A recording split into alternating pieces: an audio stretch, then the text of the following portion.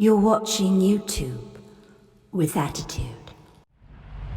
Hours of service changes go into effect this September. Stay with me because we're going to talk about it.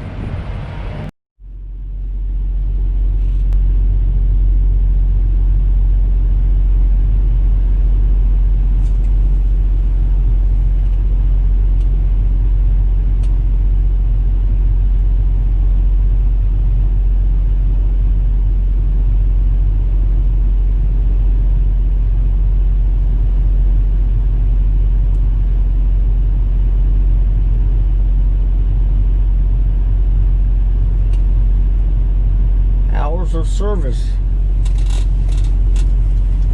revisions. I got a printout of the new hours of service changes compliance expected to be coming out in September of this year, and I'm going to go over them, and I'm going to read them right off the paper so I don't screw it up.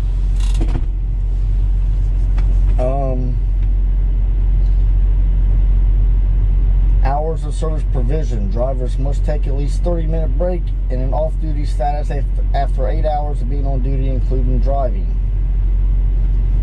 The existing requirement changed so that the 30-minute break can be satisfied by on-duty, not drive time, as well as off-duty status. A 30-minute break is due after 8 hours of driving time instead of on-duty time, because the government knows when we're tired, so after 8 hours we gotta take a break. Or before 8 hours, we have to take a 30-minute break. The revised requirement. This is the new change.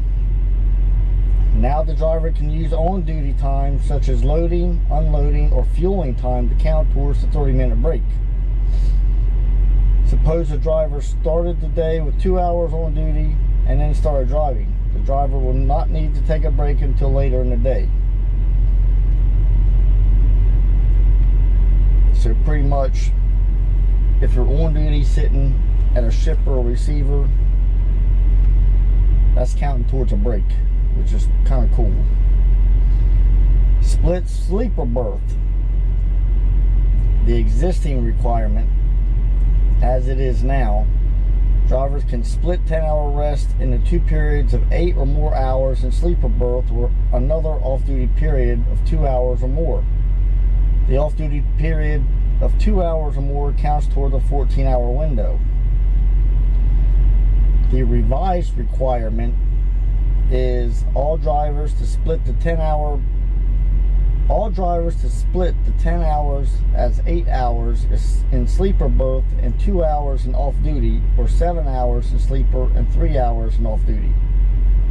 Now the 2 or more hours of off-duty would also be executed and not counted towards the 14-hour window. Not really sure what that means. That's got me a little confused. Short haul. I know I have some people that are sub to me that are short haul drivers or day drivers. Right now, you have to stay within 100 air mile radius of reporting location. Can't be on duty more than 12 hours. Can't drive more than 11 hours. And you have to start and end at the same location.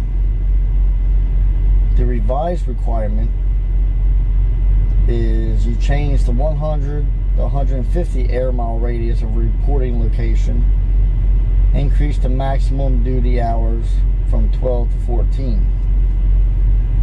So you guys are about to drive 14 hours a day. Adverse driving conditions. The existing requirement is, in adverse driving conditions, the driver gets an extra 2 hours and 11-hour driving limit, but must be done with within the 14-hour driving window. The revised requirement is increase the 14-hour driving by 2 hours to make it 16-hour driving window. Passenger carriers may also increase the driving window by 2 hours from 15 to 17. So that pretty much lets you wait out the bad weather and slowly and safely through it without HOS violations. So if you're driving in snow, which is just around the corner really, it'll be here before you know it, unfortunately. You can increase your 14-hour day by 2 hours. So you can drive for 2 hours to try to get out of the bad weather. But I will put this up in the video so you guys can see it, take screenshots of it, and read it over yourself. Because the whole split sleeper berth, I don't understand the changes that they did to that. But anyway, these changes are supposed to take place sometime in September,